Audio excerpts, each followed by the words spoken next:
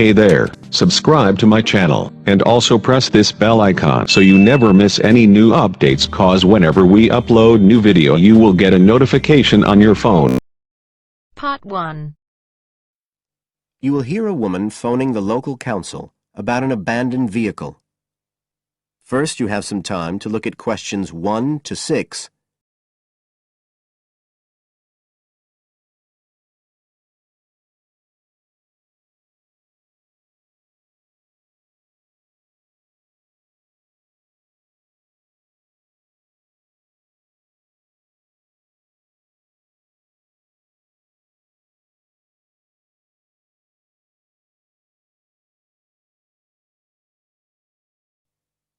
Now we shall begin. You should answer the questions as you listen, because you will not hear the recording a second time. Listen carefully and answer questions 1 to 6.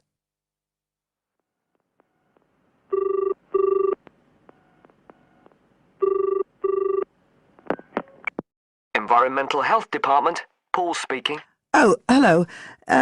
I wanted to report a vehicle that's been left parked near where I live. I think it's been abandoned. I wondered if the council could arrange to get it towed away. Have I got through to the right department? Yes, you have. If I could just take a few details. Your name, please? Mrs. Shepherd. Thank you. It's not my vehicle, though. I just thought someone ought to report it. No, that's fine. What I need to do is take some details first, then we can decide what to do about the problem. Oh, I see. So the next thing I need to know is your address. Right, it's 41 Lower Green Street, Yes? Barrowdale. And the postcode's WH4 5JP. Fine. And if I could just ask for a telephone number. It's 01778 552387. I'm out quite a lot, but you can just leave a message on the answer phone if you need to. Or I could give you my mobile number. That's all right, don't worry.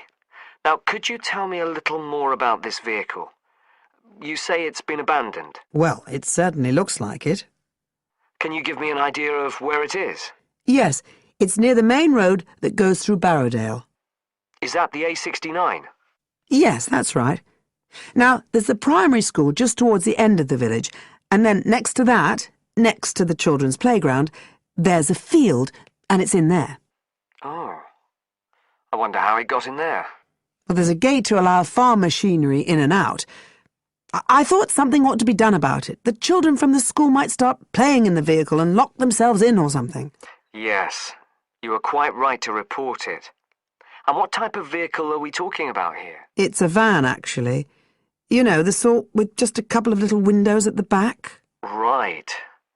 You don't happen to know the make and model, do you? Oh, yes. I went and had a look and got all the details. I thought you might need them. I'm surprised the school hasn't contacted you about it. Anyway, I wrote the details down. Right. It's a Catala, and the model's a Flyer 2000. Is that Flyer? That's right. Very good. And the colour? Well, it's not all that easy to see because it's absolutely filthy. And actually, it looks as if it's had a paint job at some stage. It's blue, but you can just see white underneath where it's been scratched. Right. Well, I'll just make a note of the present colour, and if you could just tell me the vehicle number. Did you make a note of that? Oh, yes. It's S322GEC. Okay.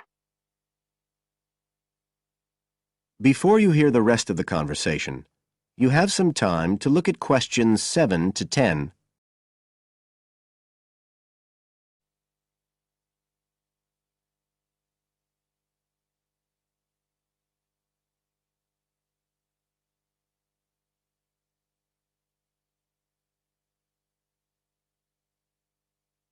Now listen and answer questions 7 to 10.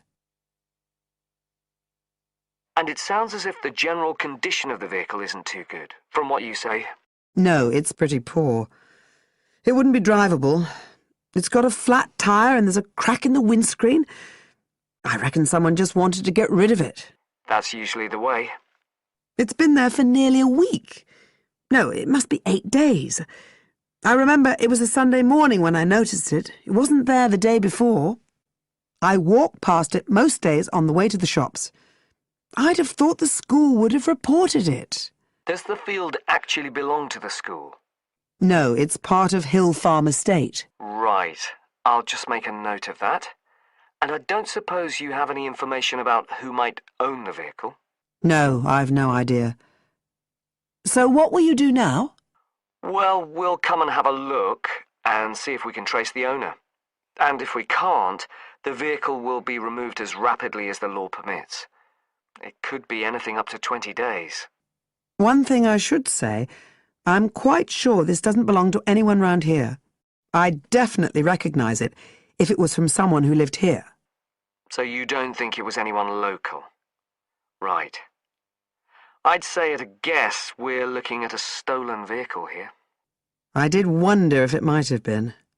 You hear such a lot about car thieves nowadays. Well, we certainly will be looking into that possibility. Anyway, thank you for contacting us, Mrs. Shefford, and we'll keep you informed of what happens. Right. Thank you very much. Goodbye. Goodbye.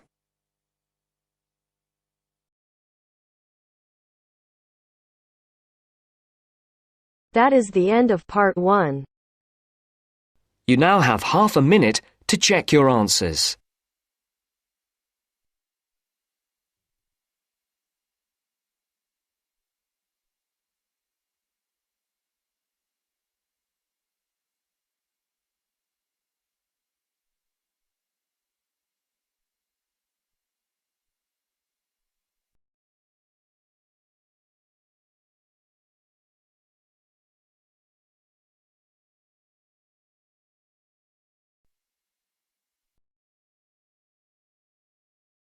Now turns to part 2.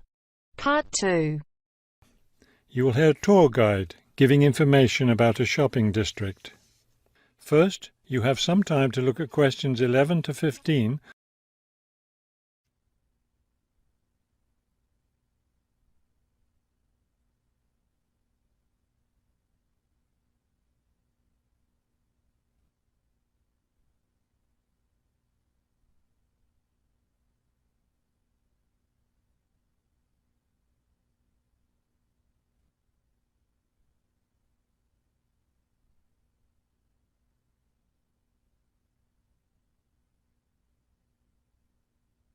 As you listen to the first part of the talk, answer questions 11 to 15. This afternoon, we'll visit the city's shopping district. Several blocks in the area are closed to car traffic, and I know you'll enjoy walking around there. I'd like to give you an overview of the district now, since you'll be on your own once we get there. You'll see on this map here that the shopping district consists of 2 streets, Pear Street, which runs north and south, and Cherry Street, which crosses Pear Street right here. Let's start our tour here on Pear Street, where the star is. This star marks the Harbor View bookstore. It's very popular among locals as well as tourists. You can buy a range of books of local interest, as well as a variety of magazines and newspapers. It's directly across the street from the city library, which is also worth a visit. It's in one of the oldest buildings in the city and contains, among other things, an interesting collection of rare books. Now, moving up Pear from the bookstore toward Cherry, the next building on the left is the Pear Cafe. You'll notice it's right on the corner of Pear and Cherry Streets. It's a great place to relax while enjoying a delicious cup of coffee or tea. You can talk with friends or read quietly. They have a variety of books and magazines available. From the windows of the cafe, you can look right across Cherry Street for a lovely view of city gardens. It's a rather small garden, but it contains a variety of exotic plants and flowers. Let's leave the cafe and cross Pear Street. On the opposite corner, we're at Caldwell's clothing store, which you might also want to visit. They sell both men's and women's fashions from countries around the world. Continuing down Cherry Street, the next building on the right after Caldwell's is the souvenir shop.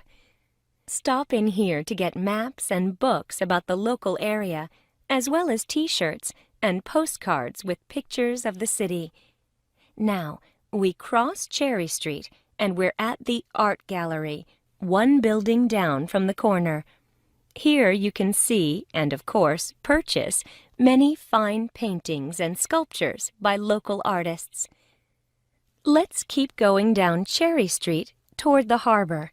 On the left, right after the gallery, is Harbor Park. It's a lovely place, and it's certainly worth spending some time there. Before you hear the rest of the talk, you have some time to look at questions 16 to 20.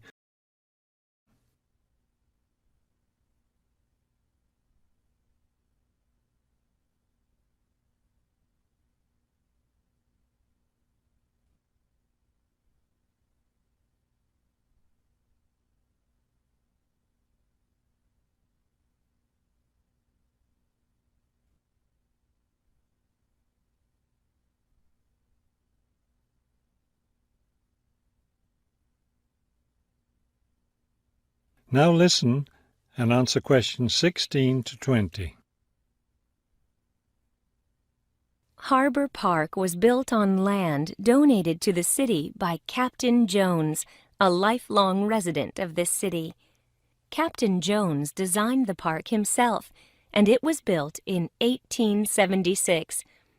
Exactly in the center of the park, a statue of Captain Jones was erected, and it's still standing there today. It shows Captain Jones on the bow of his ship. After viewing the statue, you can follow the path that goes through the woods just behind. It will lead you to a lovely garden, in the middle of which is a fountain. This is a nice place to enjoy a few quiet moments. If you still feel like walking, continue on to the far end of the garden. There, you'll find a wooden staircase, which will take you down to the harbor. You might enjoy the view of the boats from there. There's also a walking path along the water, which will eventually bring you back up to Cherry Street. You can see that there's plenty to do in this part of the city. The bus leaves at 1:30. That is the end of part 2. You now have half a minute to check your answers.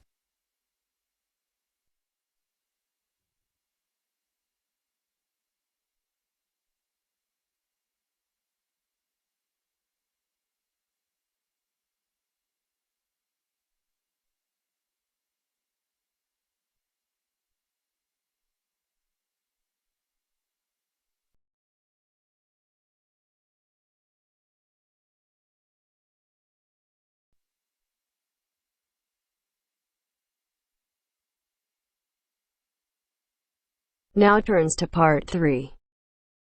Part 3.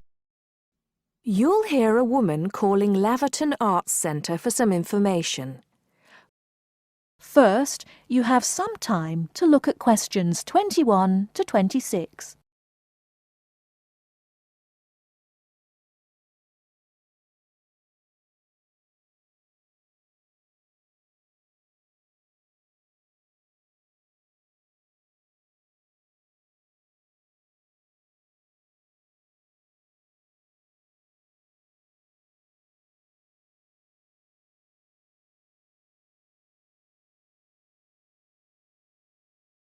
Now listen carefully and answer questions 21 to 26. Laverton Arts Centre. How can I help you? Hello.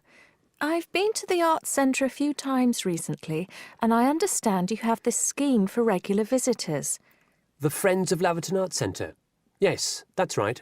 I wonder if you could tell me a little about it. I mean, how much it costs and what benefits it offers, things like that. Certainly. Well, first of all, the good news is that we've recently changed the scheme.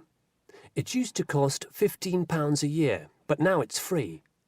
All you have to do is fill in an application form. You can either come to the Arts Centre and do that here, or you can go to our website and apply online. And so what are the benefits of joining? There are actually quite a few. As a friend of Laverton Arts Centre, you'll receive a newsletter every 3 months with information on all the forthcoming events. That sounds useful. You also get priority booking for shows and concerts in the main theatre. Can you explain how that works exactly? Yes. What that means is that when tickets go on sale, for the first 2 days they're only available to friends of the Arts Centre. So as long as you book early, you can make sure you get seats. Great! Do you ever offer discounts to friends of the centre? Under the old system, when you had to pay to be a member, we did. Under the new system, there won't be any discounts for shows in the main theatre or films at the Arts Cinema. Having said that, we will be offering some discounts to members for performances in the small theatre. There'll be information about this in each issue of the newsletter. I suppose I can find that information online as well, can I? Absolutely. Actually, we're redoing our website at the moment. Right now, there actually isn't a special section for Friends of the Arts Centre on the website. Once the site's been redesigned, there will be. You'll be able to put in your username and password and enter a special section just for you. It sounds excellent. Are there any requirements, though? I mean, as a member, do I have to do anything? Yes, sorry, I forgot to mention that. There are no formal requirements at all, though obviously we have this scheme to encourage people to attend events here regularly. So we ask that you attend at least 4 events a year, whatever they are, if you possibly can. Nobody's going to count, though, and it's totally up to you. That sounds fair enough.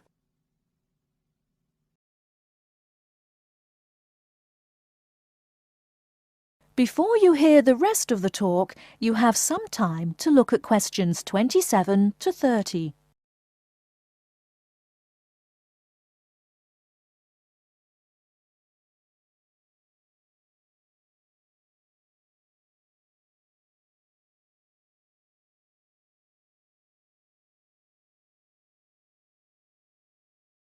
Now listen and answer questions 27 to 30. While you're here, we're actually conducting a short survey of people who phone up the Arts Centre. Would you mind if I asked you a few questions? It'll only take a couple of minutes. Sure, no problem. Thanks a lot. So, how many times have you visited Laverton Arts Centre in the last 6 months? Well, I've only lived in the area for the last 4 months, so not that many times. 3, I suppose. Yes, that's right. Fine. And how did you first find out about the Arts Centre? Let me think. Oh, yes, a friend invited me to a concert, and I came with her. Have you ever seen a film at the Arts Cinema here? No, I haven't, to be honest. In fact, until you mentioned it earlier, I didn't realise you even had a cinema. One more question. If we offered a free tour of the Arts Centre, including things such as going backstage to look at the dressing rooms, would you be interested in going on it? Oh, yes, definitely. I think a tour like that would be very interesting. I'd even pay for it. That's great. Thank you very much for your time. Thank you.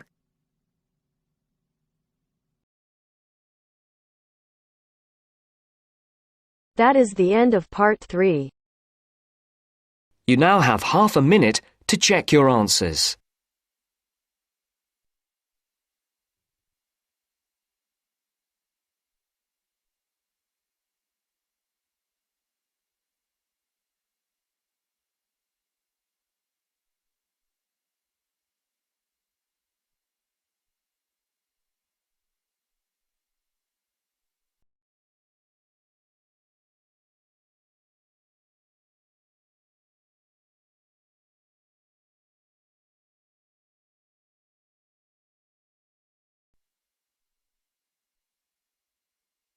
Now turns to part 4. Part 4. You're going to hear a lecture on some useful information for your travelling around Britain. Listen to the first part of the lecture and complete the notes below. First, you have some time to look at questions 31 to 40.